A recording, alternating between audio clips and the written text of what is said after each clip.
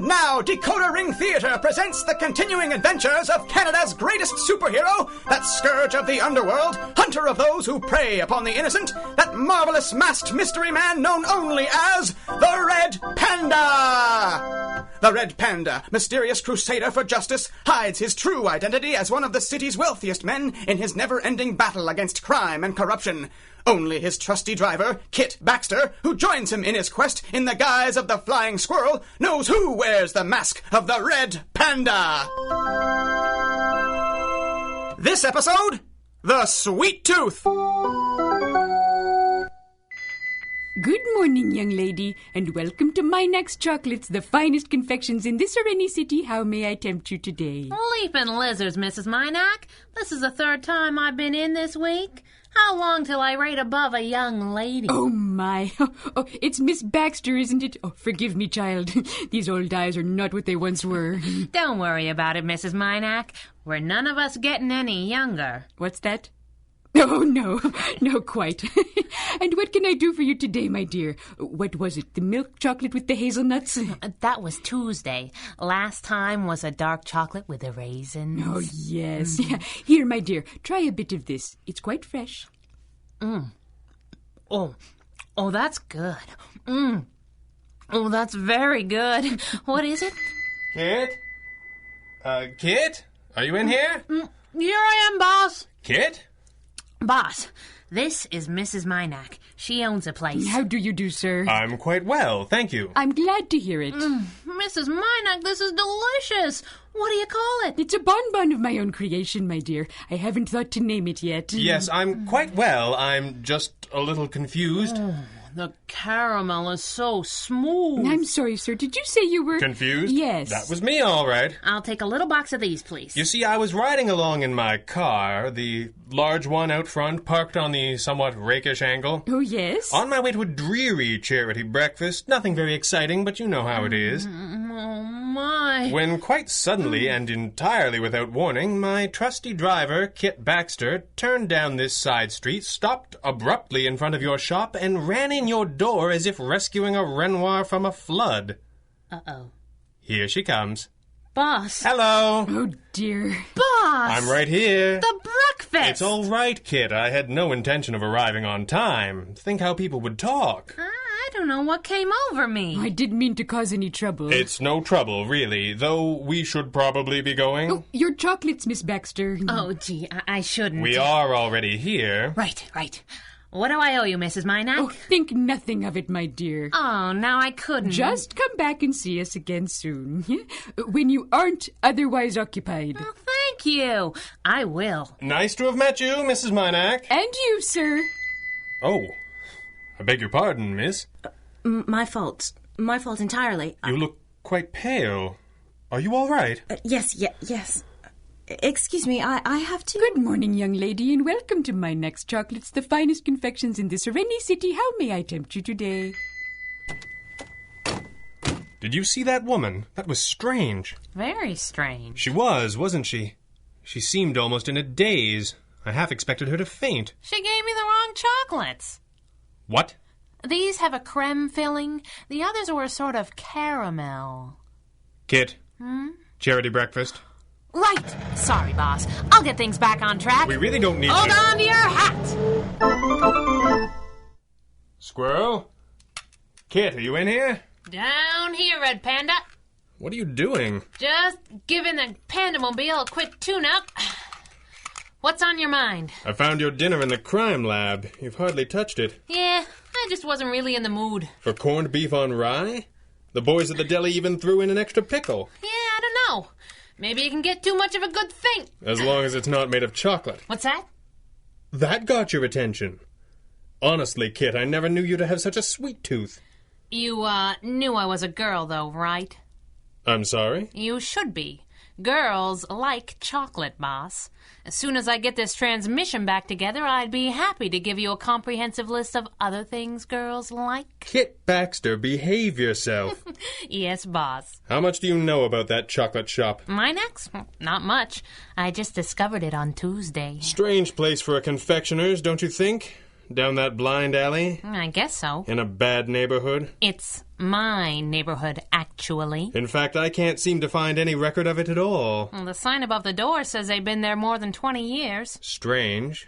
There's no record of a business license ever being issued. Ah, boss, you know how these mom-and-pop outfits are. Still. Look, I don't know what came over me this morning, but I said I'm sorry. You've never had a craving? Is that what you call it? Is that what this is about? No. It's about the woman who was coming in as we were leaving. The one you said looked distracted and pale. Yes. Doesn't it strike you as odd that a woman who looks that distraught would run to a chocolate shop? Red Panda, don't take this the wrong way, but you don't have a clue about women, do you? There was a right way to take that? When a girl is feeling blue, next to a pile of roses from a tall, dark, and handsome... You may want to write this down. Pile of roses. Seen the paper tonight? He said, changing the subject. No, the paperboy doesn't deliver to the garage in our top-secret underground lair. Police this hour are redoubling their efforts in the matter of the disappearance of Cynthia Muldoon, daughter of one of the city's finest families. The city's finest families. How many days would I have to be missing to make the paper? That aside, Miss Muldoon's family hasn't seen her since last night. They checked the boyfriend? No boyfriend, apparently. Maybe that's the problem. A spokesman for the family said Miss Muldoon had been increasingly prone to distraction lately. She had kept to herself, refusing meals. Sounds like man trouble to me. That's the angle the police are working. Then why not? If no one's seen her since last night. I didn't say that. I said her family hasn't seen her. Did somebody else? You did. Look at the picture. Red Panda. Is that? The woman we saw in your chocolate shop this morning. How's that lock coming? Did I mention this goes against my better judgment? About 40 times. Open the window. Yes, boss. Carefully and quietly. We don't want to upset the Muldoons more than they already are. Heaven forfend. I still say we should have started at Minak's shop. Red Panda, a young girl like Cynthia Muldoon doesn't just disappear. If she's run off, it's for a reason. We've got a better chance of finding that reason here at her home than in that dear old lady's shop. Just as you say. Where do you want to start? She must have kept something. A diary, anything. Why? Because every girl has secrets she'll only tell to herself. Really? I didn't mean me. I meant other girls. Regular girls. Girls who can't put a high-performance transmission back together in 20 minutes. Right. Trust me. I know cars and I know diaries. Don't move! How are you with irate fathers with shotguns? Isn't that your department? Touché. Who are you? What have you done with my daughter? You're Clarence Muldoon. How do you know that? Who else would be wearing pajamas in your house while holding a 10-gauge on two masked intruders? It's all right, Mr. Muldoon. We're here to help. Help? This is your idea of help? You break into my home, my daughter's room? Put the gun down, Mr. Muldoon. I'd rather not have to hypnotize you. Hypnotize? What in blazes? Turn the lights on, Squirrel. Squirrel? You're the Red Panda. That's right. I don't have to introduce the young woman in the squirrel suit, do I? Hi. They say you're vigilantes. That you commit more crimes than you solve. And what do you say? I say my daughter needs all the help she can get. What can you do? We don't know yet. Do the police have any leads? The police? Bah! They think Cynthia has run off. Probably with some young man. Well, such things have been known. Not Cynthia. She's a happy girl, but quiet and almost painfully shy. The idea that she could just... Take it easy, sir. Take it easy! Or at least try and minimize the dramatic gestures with the hardware. Red Panda, look! What is it, Squirrel? These little boxes. Do they look familiar? There's a phrase that's rattling around in my head. What do you think it is? I told you so. Ah, that was it. Mm-hmm. My daughter had discovered a new chocolate shop in town, quite by accident. She is quite taken with them. 4 or 5 little boxes here. Yes. She would ask every day this week if she could have Geoffrey drive her round. She couldn't go unaccompanied, of course. Wrong sort of neighborhood. Quite. Look, what has this nonsense got to do with my daughter? Probably nothing, Mr. Muldoon. Probably nothing at all. But if the police are playing the safe odds, you won't mind if we play a long shot? Just find my daughter, you hear me? I'll give you anything you want. Yes, sir.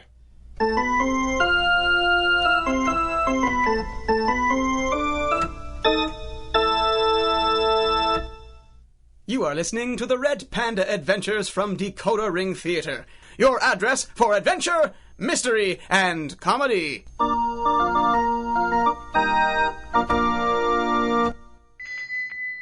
Good morning, young lady, and welcome to my next chocolates, the finest confections in this or any city. How may I... Oh, it's you, Miss Baxter. Mrs. Minack? Not working today, I hope? I don't... By which I mean I hope you haven't left your employer parked outside. No, I have the day off. A whole day with no obligations. How nice of you to drop by to see me. Wrong chocolates. What's that, my dear? I'm sorry. I hardly slept. I'm having trouble focusing. Oh, dear. I do hope you didn't drive that enormous automobile in such a state. No, I walked over from my apartment. I do wonder if you're feeling quite all right, my dear. It's so strange, Mrs. Minack. It all started yesterday, when you gave me the wrong chocolates. Did I? Yes. You gave me a bite of something, with a sort of caramel, but then the box was full of something different. Oh, dear, how careless of me. I'm not complaining, you understand, but I haven't been able to stop thinking about that other chocolate, all day and all night. Odd. I wouldn't have thought you'd had enough to make such a lasting impression. You must have quite a sweet tooth, my dear. So I've been told. Yes.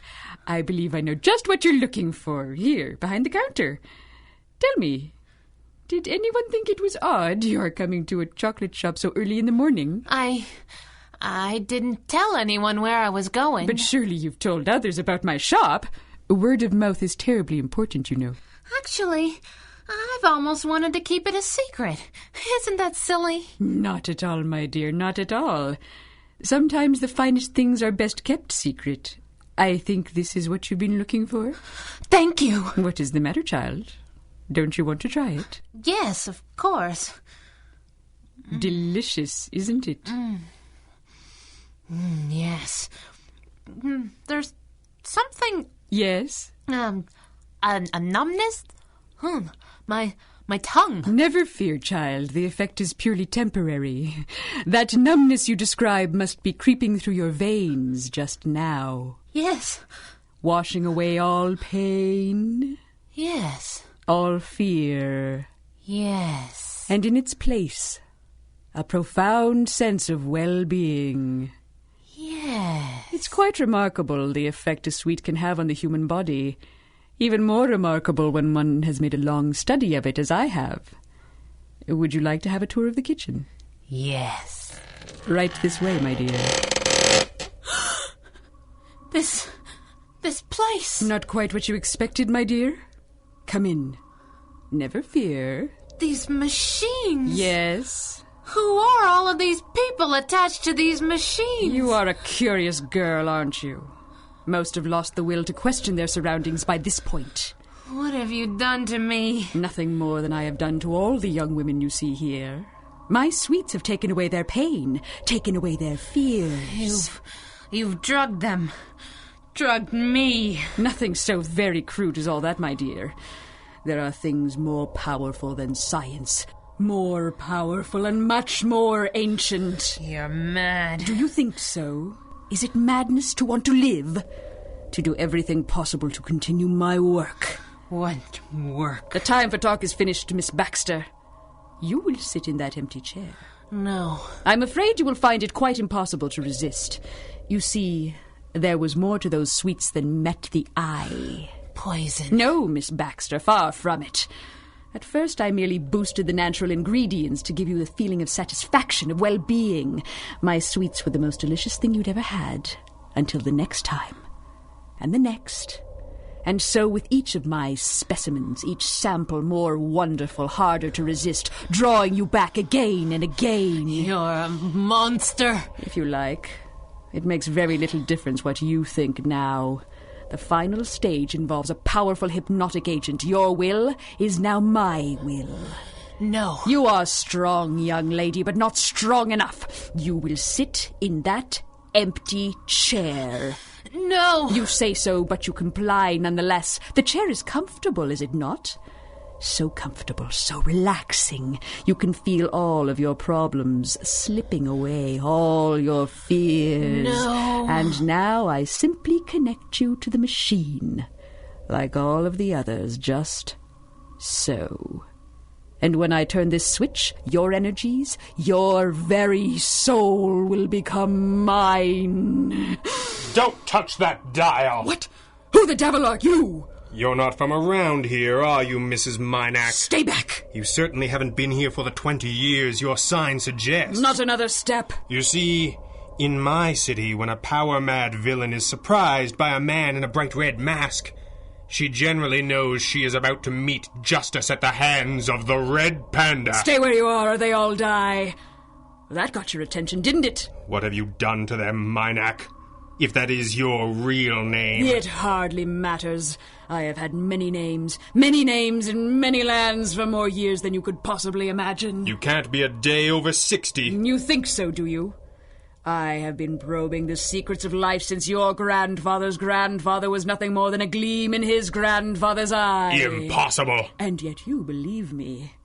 You believe I have the power of life and death over these girls. I believe that you've kidnapped a dozen young women for your mad purposes, and I believe that it all ends now. Does it indeed, masked man? My mad purpose, as you call it, it is nothing more or less than unlocking the secrets of life itself. The work of a dozen lifetimes, more than a mere mortal could ever hope to achieve. Am I supposed to believe you to be immortal? Immortal? Not truly. Not yet. There are arts more ancient than the crude science of today. Secrets lost and not yet rediscovered. I am the master of those secrets, Red Panda. And my discoveries shall benefit all mankind. The people you've imprisoned don't seem to have benefited much, Minack. A regrettable necessity. In order to complete my studies, to unlock the keys that separate science and what you would call alchemy or occult magics, to reduce the elemental forces of the universe to their contingent... Yes, I'm terribly impressed. You impudent whelp! It would take many lifetimes to achieve my goals, and it has done. Every few decades I am forced to take what nature would not provide, to steal, in effect, the life force of others. Am I supposed to believe this fairy story? It matters very little what you believe, for you see the effect before you. Once it was possible to simply take what I needed. Human life was cheap. Now I am reduced to this spider's game, a new city, a new shop of sweet lures. Sweets for the sweet, all so full of life. How many times have you gotten away with this, Minack? I cannot even begin to count. It's all so easy. With each fresh spirit absorbed, I get younger, stronger, until my dear ones have given all they can and are reduced to mere husks, empty shells. A process which will happen in an instant if you make one false move. This is why such a fancy chocolate shop appeared so out of the way and in such a neighborhood. Yes, I learned a century ago in Vienna that taking the cream of society would not go unnoticed. But young girls living alone, who would miss them? And how seriously would the authorities take it until it was far too late? You made a mistake in taking Cynthia Muldoon. That couldn't escape notice. Yes, I admit that was my folly. But such a dear thing, so innocent and yet brimming, almost bursting with life. You see, just like my specimens, I'm a victim of my own sweet tooth. And now we are at an impasse. Do you think so? If you stay, they will die. If you drain their life's energies without receiving it yourself, you will die. My guess is you can only take so much so fast that you keep your victims alive as long as you can. You're just guessing. It's not without precedent. other insects have been known to do the same thing. You're trying to make me angry. Is it working, you hag? Your childish insults have no effect on me. Is that a fact, you spineless blood-sucking leech? Do you think you can beat me with ridiculous taunts? No, you pathetic, self-aggrandizing, poor excuse for a vampire. I think I can distract you. What? Think fast, Minac. Oh! Oh! Oh! You! It's impossible. Then I guess this won't hurt a bit. But how? There are mystic secrets that science does not yet understand, Minac. But powerful hypnotic agents aren't among them. From the behavior Cynthia Muldoon exhibited, it wasn't hard to guess the family of chemicals you were working with and prepare an antitoxin. And once I'd identified this young woman as your likely next victim and procured her cooperation... Speaking of which, hand me that crowbar, would you, Red Panda? What's that? Yes, all right, but don't damage the machine too badly. Who wants to use it on the machine? You think just because they're not rich that nobody cares about them, don't you? You think you can take whatever you want and justify mass murder? You think you can live forever? Guess again. That's enough! We need her to repair what she's done. Never. You'll never be able to reverse the process. No, but you will. Why should I? Because you will have no choice. You see, Minac, there are many ancient secrets that science has yet to rediscover, and you are not the master of them all. What science might call hypnosis. The power to project my mind into yours. No. To make my will your will. No. You will reverse the process, Minac. You will restore to these young women the life energies that you have stolen from them. The Red Panda demands it!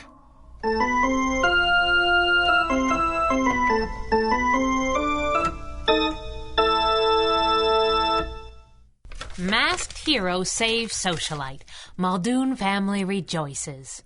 That's a swell headline. You don't sound that happy. Muldoon said he'd give you anything you wanted if we saved his daughter. And you think I asked him for a little press? Did you? That was his idea, I'm afraid. His daughter's absence had been widely reported. He was concerned about her reputation. And all those other girls? They'd been missing for days, but I guess it doesn't matter what anyone thinks of them. If the whole story had been reported... Then Minac's machine would become public knowledge. Who knows to what foul use it might be put? Instead, it's crated up in our lab where it can't harm anyone, and Minac's mummified remains have gone to Dr. Chronopolis for study. So you pose for a photo shaking Mr. Muldoon's hand? You object to helping Cynthia Muldoon? I object that there's people we're not helping as much as we're helping her. They're people like me, and people like you don't think they're worth very much. Is that what you think? Maybe. Did you read that article? What's to read? In celebration, Clarence Muldoon announced the establishment of the Muldoon Foundation, a multi-million-dollar fund to aid young women of all backgrounds whom these difficult times have brought great hardship to. Housing, nutrition, and economic relief are to be the foundation's primary goals. What? Let me see that. That's what I asked Clarence Muldoon for.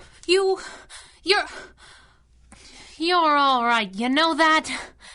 I'm not people like them, and neither are you. We're people like us, and we think they're all worth everything. I'll see you later. Where are you going? Patrol. Without me? You're suffering from withdrawal of a powerful chemical agent. If it's because of what I said... Actually, it's because you hit that old woman with a crowbar. She was a monster. You'll be right as rain in a day or so. In the meantime, I'm sure the Pandamobile could use your attention. What do you mean? Hey! Get back here! Is there a problem? There seems to be a get-well-soon card on the front seat. That was nice of someone. Attached to a small pile of roses. I've never thought a dozen constituted a pile. But then I haven't got a clue about women, have I? And so concludes another adventure of the Red Panda! This recording and the story, characters, and situations contained therein are the exclusive property of their creator and copyright holder, Greg Taylor, and are produced and distributed by Decoder Ring Theater through arrangement with him. These recordings may not be rebroadcast or redistributed by any means for any reason without express permission. Until next time, when Decoder Ring Theater brings you the further thrilling adventures of Canada's greatest superhero, this is Stephen Burley reminding you DecoderRingTheater.com is your address to adventure!